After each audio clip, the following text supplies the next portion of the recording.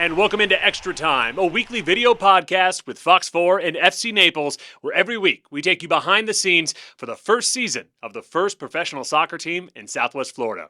I'm Fox 4's Ryan Kruger, your host every week. And for our inaugural podcast, we had to bring in the Gaffa himself, the head coach and sporting director, Matt Poland. So exciting. Thanks for coming on. Exciting times. Exciting, yeah. We had our season ticket membership practice, and that was the first moment where it hit me like, oh wow, we are playing in 2 weeks. This is getting real. Yeah, that's wild too. And by the way, season tickets start as low as $8, so it's certainly something that everybody can afford as they go out there.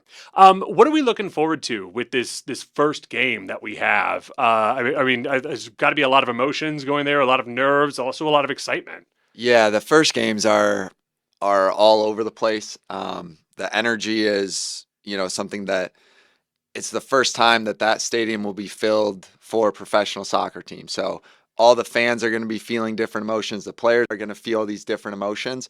And how that translates into the game is always a question mark.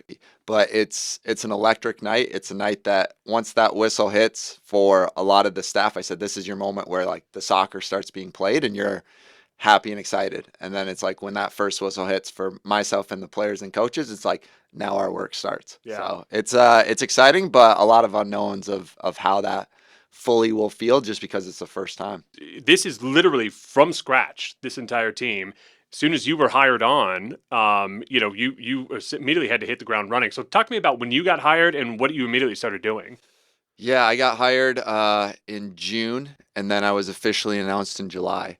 And it was just calling agents, starting to create a plan of what type of profiles we were looking to sign, where we were going to sign players, looking at the overall budget and where kind of we would align player contracts to make it all fit, as well as figuring out housing, figuring out health insurance, ordering soccer balls and cones, and figuring out the jerseys and the training and all of that. So it's, so many different angles.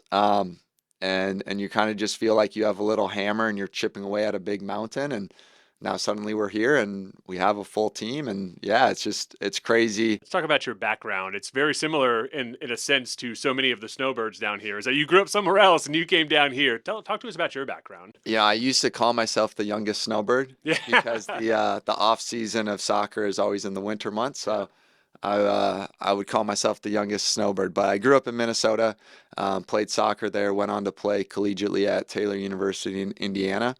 And then from there signed a professional contract over in Scandinavia and Finland. I was over there for 2 years and then 2 years in Sweden as well.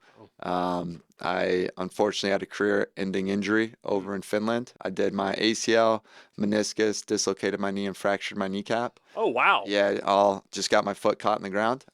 So unfortunately, I had to move into to coaching, but an opportunity with the club that I previously played for opened up, and so I moved into coaching 7 years ago. Yeah. Wow. So let's talk about your first game, the Chattanooga Red Wolves. What are you expecting? How do you think you all match up against them? Yeah, so it's an interesting team. They've had a lot of new signings this year, so a lot of unknowns with kind of how they'll present themselves tactically. It's the same coach as last year, so you have some ideas of what their core principles will be because oftentimes, coach has specific implementation they want to see, but now with different player profiles, it's a little bit of a question mark. And that's kind of how I'd say the first month of the season is more of a guessing game. We're still like us. We're trying to figure out what our lineups are, what our best strengths or best pairings are. And then as the season gets going, you get more comfortable in what rotations you use or those type of things. So those first couple games of the season are a lot more maybe guessing in terms of what the opponent will do versus later in the season you have a little bit more knowledge. What is typically your philosophy with what kind of game plan or style of play do you hope to have out there every week? Yeah. First of all, effort has to be there. Work ethic has to be there. There's a lot of problems that can be solved on the field just by putting your head down and working. In terms of more of a style, very defensive, very disciplined in our defensive moments. A big belief of mine is that our attack stems from our defending. We want to create counterattacking opportunities, so winning the ball closer to the goal. The longer that you have possession of the ball, the lower percentage, because the opponent is more organized and it's harder to break down an organized opponent. So if you can capture the ball high up the field and score quickly while the opponent is still disorganized, the percentage chance of actually that leading to a goal is much higher. So a lot of our attack stems from that defensive of winning the ball high up the field and then translating that into the attack.